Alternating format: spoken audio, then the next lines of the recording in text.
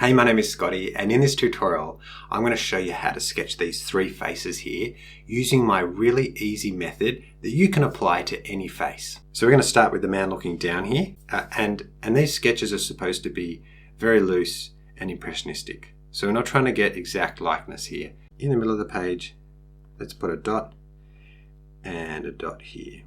Now, notice that I have an angle here. If I'm looking at this person and I measure the overall height, and I'm comparing it to the width, it's almost about twice the height to the width. So what we can do there is put a dot in the middle, put another dot between these two, coming out there, and a similar distance to that one.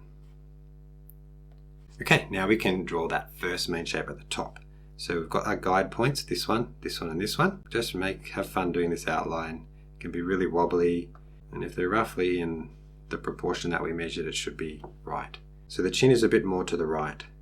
So I'm going to start with the chin there. A little bit of a curve up to there. Continue the line here. You can have broken lines, leave little gaps, and then we can add the ear. Now if we've got that in rough proportion, to the height to the width, the hairline's just a little bit lower than halfway. So put a dot there just to help. And then we're coming up for that hairline. It dips down and then up. Now that can be a bit more expressive and rough here because it doesn't need to be in exact proportion. That all in one line. Try and do it in one line. Okay, now onto the face. So we've got the big shapes, and once again I use my dot method to divide the face up. Coming down from the hair, and I'm going about a third of this distance down and putting two dots there at an angle, and you can put two more dots here.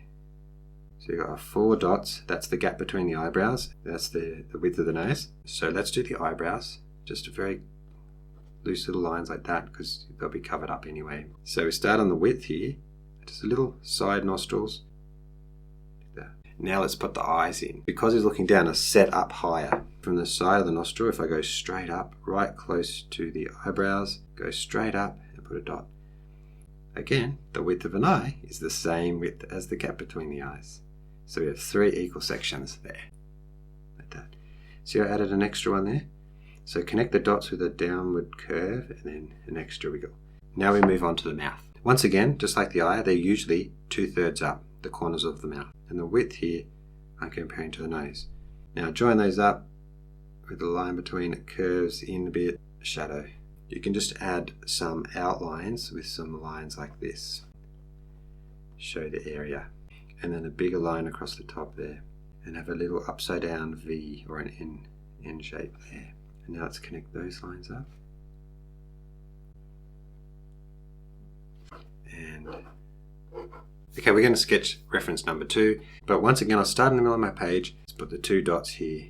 If I compare the width to the height, the width is about 3/4 of the height. That's the height there. And put a dot halfway.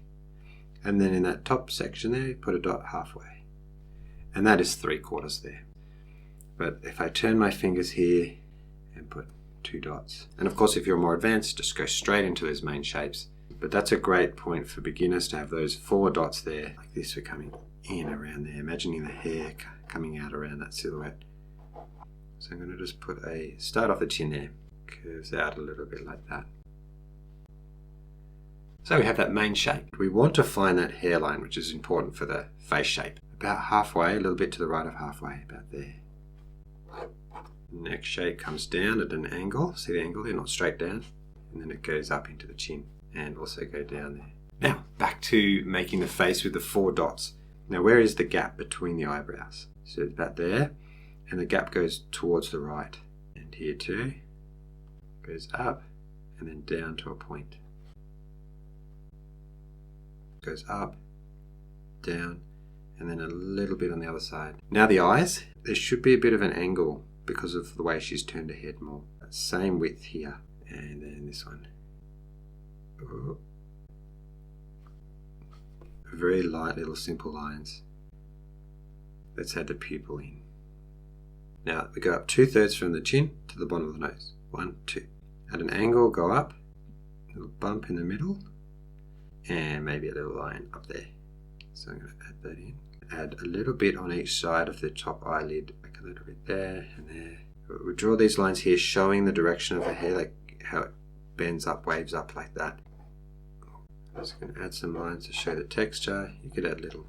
Okay, well, we're happy with that little face. We're moving on to our last portrait. So right in the middle of the page again, put a top dot there. So I'm coming down it this way and putting a dot here. Put a dot in the middle here because I'll probably use that as well. If I compare the width to the height with my fingers, it's so close to almost being square, but from the chin to the top of the head, there's just fractionally more. Get that half of the height and come out, but then come in fractionally, but then just come in. So just a little bit of interest. So I do a little bit of a chin here. So I'm going straight down and then stop. And let's draw this ear, jawline there. Let's draw the neck down a bit like that. Also comes out and then around like this. Try your best to do this all in one line. Let's do the hairline, about a quarter of this height, up to that point. And we draw a little hairline and then in like that. It means that the forehead is actually shorter than the distance between the nose and the chin. And then coming across halfway between the side and here, putting a dot there at an angle. I would just suggest to do about halfway between here and the chin, put a dot. So now we have our three sections, but this is narrower than this one. And let's draw that.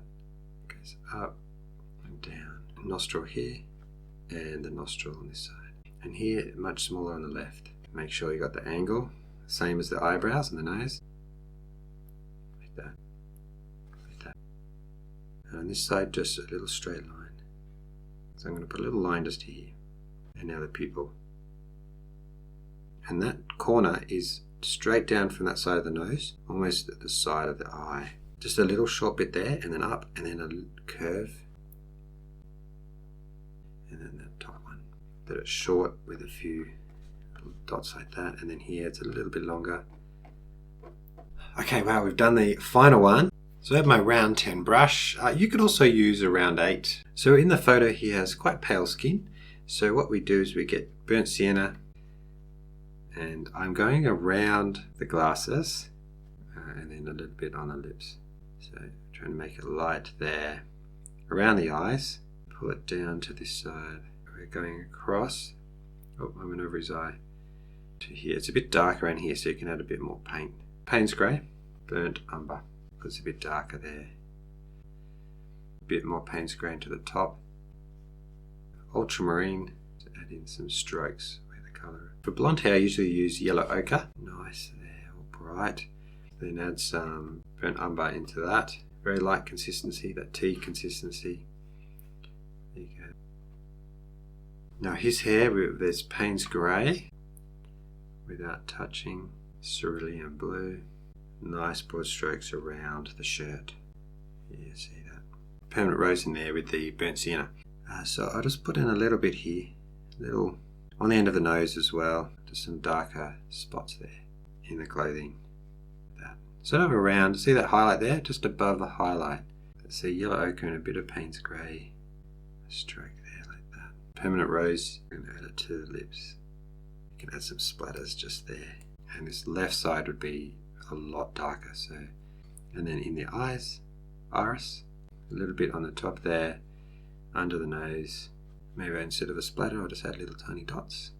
Might be easier here, or if you've got a thinner brush, the beard area. Purple Lake is a good shortcut to just mixing a colour that works for me. Just go across the face like this, down this side. Maybe in the hair would look a little bit. The side of the face, we can kind of curve around this time a little bit more so it's not so straight. Down the side of the face. You see there's lots of shadow here. The last step is to add highlights to your sketch. I'm going to put a highlight there. For the jacket, some there, a highlight.